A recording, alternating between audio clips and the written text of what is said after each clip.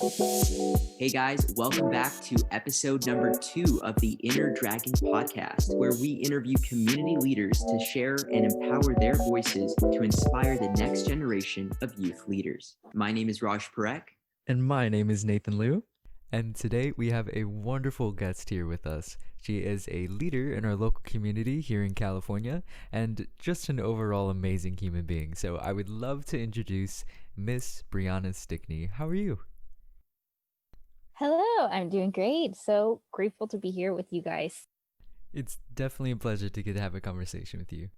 Awesome. So let's just get right into it. We did a little bit of talking beforehand, but for those audience members that don't know, who you are or what you do, could you give us a little bit of background as to, how you help the community and your background?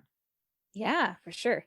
So, you know what? I actually just ended a role. I was working for the city that I actually live in, where I was the homeless resources coordinator. So, a lot of what I did was helping the city engage the community around homelessness. So, I was a bridge in a lot of ways. So, whether it was bridging staff within the city around addressing homelessness, because different departments were impacted by homelessness in different ways. So, helping them out, whether it was a bridge to the faith community and advocates, people who are really trying to advocate for homeless resources, or helping fill gaps within different nonprofits. We weren't necessarily providing services, but we were the ones trying to, like in my role, I was trying to help coordinate things so that when there were gaps, they were being filled. Whether it's financial or volunteers, different things like that. And definitely trying to help educate the community on homelessness. In addition, I also helped, I took a lot of like complaints because obviously a lot of people are frustrated with the situation as well. So some kind Right. of customer service around that, I guess you could say, and helping alleviate any issues that were coming up. So my job encompassed a lot, and I really loved that role. But unfortunately, coronavirus ruined everything for everyone, and so my hours were actually cut. And I'm a mom of 2 young littles, and so it just wasn't worth working part time and paying for childcare, which is the struggle of most working women. So I had to step away, but still definitely engaged, specifically in the faith community, and really trying to get them plugged into caring for their city. I can share a little bit about background. You mentioned that as well. So in short, I graduated college thinking I knew what I wanted to do, and realized, oh snap, I need to pay off student debt and need to work. And so I ended up having to stay local when I graduated, and ended up working at a Panera. And during a year after I had graduated, unfortunately, there was a big event that happened, and it gained national attention, where a man experiencing homelessness, he ended up dying at the hands of police officers. And that at the time when I was in the Panera, I was actually seeing this turmoil happen just simply by being present consistently in one place in the community during that time. So I saw the impacts of that event in the city. There were protests that were happening. People were, destroying buildings and things like that. Or I saw the dynamic between police and the community members. I saw political leaders coming into the Panera and how they were kind of, the weight that they were carrying. I saw community members come. So Panera was almost like this hub where I saw a lot of people interacting and engaging with what was going on. And it really opened my eyes to homelessness in the community. And so that was the beginning of my journey and calling towards, essentially, in my eyes, I see it as peacemaking. I just kind of go where I see that there are struggles. And homelessness was a really big one that my eyes were open to. I was kind of in my own little college island. And then that situation really opened my eyes to the realities of homelessness. And so basically it was over the next 4 years, just being present. There was a task force that was formed out of that to figure out how we can prevent a situation like that from happening again. I ended up getting a job where I got to help implement those recommendations that came out of that task force. So anyways, all that to say, it was just this journey of being present in my community during this time of turmoil, and then the things that came out of that, that kind of led to where I am today, whether it was working for a church and helping churches get engaged around homelessness, or and creating education pieces for them to learn about the issue itself and the people, and be able to help with compassion and with best practice, to sitting in collaboratives with a mix of different people and organizations and government and all these different things, and really trying to get people to work together, to working with the city, So yeah, that's kind of been my background. It's just been a lot of continuing to bridge gaps around the issue of homelessness, specifically in the city that I live in. And I'm really grateful for that. Wow. I think it is important, especially right now in this current climate with the pandemic, and to go along with what you're talking about. Do you think that there's any implication for how the community members and the city itself are treating the homeless? And is there anything that we should change? Yeah, it's a good question. So I would say, when it comes to homelessness, it's taken time for people to accept that it's an issue within communities. And so when I started this work back in 2011, 12, people didn't want to really see it as something worth giving attention to. I would say from a local government all the way up, there wasn't a lot of funding and focus. However, in the last, 5-7 years, it's become very blatant that this is something that across our country, people are struggling to sustain themselves, to be able to stay within their homes. Right. And so with the pandemic, honestly, it's something that obviously added another dynamic to the issue. But I would say, in a sense, I'm grateful that people woke up, to realize that we need to pay attention to this. We need to devote resources and time and empathy and compassion towards people experiencing homelessness. And so when COVID hit, there was already, and my scope is Orange County, so I can really speak to that confidently. I can't say this is true across, California or America. I know it's very different in different counties, but at least within Orange County, people were already ready to help. We were already in a trajectory of providing shelter and outreach and housing. These were things that we were already on the road to. Specifically where I was working, the city I was working in, something that wouldn't probably have passed, but because of, again, the push that's kind of been happening through these last few years, we were able to, for example, do a safe parking program. And so, like I said, shelter, outreach, all these other things have been kind of in motion. And so with, COVID, that just kind of amplified, just trying to create spaces and opportunities for people to get into shelter. The state released funding for motels. So we had people who were very vulnerable, likely to get coronavirus. They were able to get housing into hotels, motels, through this project called Project Room Key.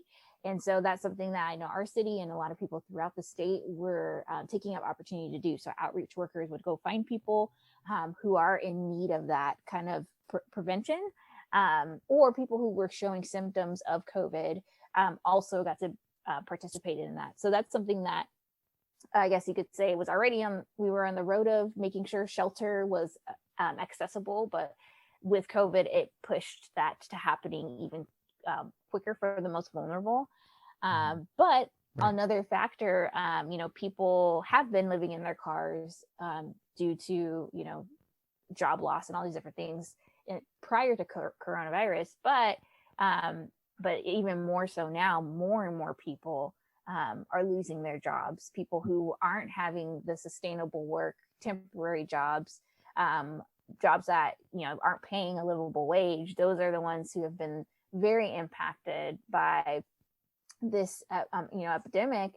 And so because of that, they are, being forced to have to leave their homes and live in their cars. And so our city passed a safe parking program. That's something I'm very proud of that I got to do in my time with the city, is getting on it. We got that up and going in a month. This was before coronavirus. But because of coronavirus, it got extended. And so it's been going on for a year now, when it was only supposed to be a pilot program. So this, I would say, with the with coronavirus, it has really pushed cities to do projects that they probably wouldn't have done, because they're kind of like homelessness. To address it, it takes a lot of different approaches. Housing ultimately is the solution to homelessness, right? People are homeless because they don't have a house. So that's ultimately the goal. But the way to get people there looks different for different people. And so I would say now there's a lot more creativity and openness to that when it comes to getting people to that place because of COVID. Yeah, and I think one of the things that you mentioned within all those solutions and new help and assistance that you did mention, which we will get into later, is the word sympathy, the word openness.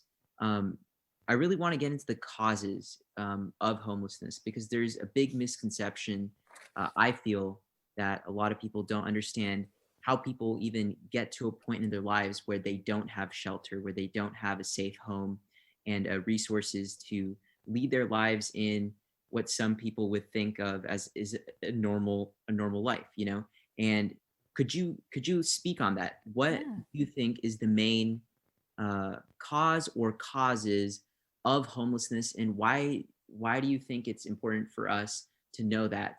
Because I think if we do understand that, then that sympathy and openness will in the end, at the end of the day, like, we can bridge that gap. Yeah, no, that's a great question. So thankfully we have data now that we can say we know that this is what is causing homelessness pretty much nationwide. However, I do want to give a shout out. I have a friend named Bex Hayho, and she's the executive director to a organization called United to End Homelessness. So it's a really great resource if you are looking to learn about homelessness and ways you can get involved. It's united to end homelessness.org. They actually did a case study, a case study here in Orange County. It's a cost study specifically on the cost of homelessness, and it's really trying to lay out why housing people is more affordable than trying to sustain them on the street. And in that, they were able to have a sample of people and get the data as to their causes of homelessness. And so from that cost study, which is you can find that through the United to End Homelessness website, the top causes of homelessness were they securing and retaining a job with a sustainable wage. So obviously, coronavirus, that has definitely added more people to that number of people who have lost their homes due to that. So finding affordable housing is huge. There is a lack of affordable housing in California. We all know that. In the program that we were working with, the safe parking program, that was the biggest hurdle, or that is the biggest hurdle for a lot of the clients, because a lot of them have a disability, and so they're not able to work, and so they're dependent on like SSI, which is Social Security, or disability, and so they're not able to afford housing with just that funding. So definitely affordable housing, a lack of it. Family issues. Our first clients for the safe parking program were actually a very young couple with she was, let's see, the baby I think was 3 months, and they were living in their car because they got kicked out of one of their parents' house because of some situations, the argument. So like they were ended up on the street. So that's an example of family issues. There's not a place for people who are extremely mentally ill. Legally, you cannot force someone to get the help that they need. They have to be able to say, I want the help. And I've personally have helped friends who have had a mental break, who struggle with a mental illness, whether it's bipolar or something else. But and I've been in a situation where you literally have to help people get to a place for them to say, yes, I need help. And even in that, if they are gravely mentally ill, they're too sick to know to say, yes, I need help, right? So those are the people that when oftentimes you see maybe pushing a shopping cart, talking to themselves, there's not a place for them. And so because they have to say, I need help, and they can't. And then the last one I would say is people who've just been released from prison. Re-entry post experience, being in jail is choppy, and it's hard for people to navigate. And oftentimes people don't have a lot of resources unless there's a group. And sometimes the group is so inundated trying to help people, like they can't get them all. And so that is another factor. We see a lot of young people, jail often is the response to addiction and other things as well. And so those tend to be a lot of the younger people, at least in my experience that I've seen, have been, who are on the street, tend to have a hard time re-entering and getting back on their feet. Yeah, I think a lot of what you mentioned are either factors that are, out of someone's control, or factors that, need assistance or need help, but they can't get themselves that help, or they're unaware of those resources. So like after, discussing these causes and seeing, I guess, homelessness from the perspective of someone who's, been there and seen people who've experienced it, I think my question to you would be, aside from the solutions that you've mentioned, prior to this, what concrete solutions do you see for the future, not only through government, but what can we do as, the youth or citizens of our community to help this, homeless crisis? Yeah, that's great. So we like to kind of, in the homelessness world, we like to talk about the system, like a system of care and taking care of the whole person. And so, like I mentioned, if you, from a nonprofit slash, I'll say a good portion of government would say housing is the solution to homelessness. Okay, so so housing is key to that. Someone is no longer homeless when they have a home, so there's that. And so one way people can help with that is advocating. So, for example, here in the city I live in, we have there's different forms of housing that can help people who are in different groups experiencing homelessness. So, for example, the person who I mentioned, who I mentioned that would probably be struggling with mental illness, they need extra support. So there is housing called permanent supportive housing, and basically it's housing where people who are experiencing some form of mental illness can live and have that support wraparound services that they need to be able to live a sustainable life and have people be able to look out for them. And so a way that someone could easily help with that is be an advocate. And so even through the United to End Homelessness website, you can see they have this thing called Housing Champions. And it's all about trying to train people up to be an advocate and a champion for housing in their community, because that is a key piece of that. And so donating food to different organizations is also very important. A lot of organizations do food pantries and things like that as well. So that's definitely a way to get involved. What else? Let's see, solution wise. If you say when you go to college, so let's say you get into like social work or something like that, there's a lot of organizations who do outreach. And so they often have internships that allow people who are kind of in those, social service world, maybe majors, they allow you to intern with them. And so that is a great way to get, boots on the ground and working to try to connect people to resources and services. And so that is a very practical way to be with the people and reach out and try to pull them into that system of care. So I think that those are the big thing. Education is huge. There's a lot of, myths that are out there. And again, shout out to this United to End Homelessness. They actually have a page that's all about myth busting. And so you can read that on there. But education is so important, as much as doing the work. It's so important to be informed sometimes before you even start, because people want to help, but sometimes they help in very impractical or not helpful ways that leave a negative impact, whether on the person they're helping, or the community at large. And Yeah. so it's very important to also be educated. So again, United End Homelessness has a Homelessness 101 class that you can take through they're doing virtual right now. Um, we used to do one too. I help with an organization called Fullerton Act, which is, again, is a collaborative of churches. And so we actually, this is before United End Homelessness was here, but we did one for our community, and it was so helpful for people to kind of hear from the people doing the work, about homelessness, to again build that understanding. Because when we don't understand things, right, people tend to function out of fear, and then they don't do anything, or it can turn to hate, it can turn to, it Mm. turns to a lot of different things. So Mhm. education is definitely a big part of that as well. So get educated, I would say. I think I'm just so grateful to have this conversation because I feel that I've had just only a cultural background or cultural perspective on the issue of homelessness, and to see all of the structural changes that the government as well as people like me can make, it's so eye-opening and empowering to see. And I think to wrap up this wonderful interview, I would love to direct a question towards you, Miss Stickney. So we have a question from a listener, and they are wondering, what is the biggest takeaway you've had from life so far? Yes. My biggest takeaway is know that things are always bound to change, but to always kind of roll with the punches.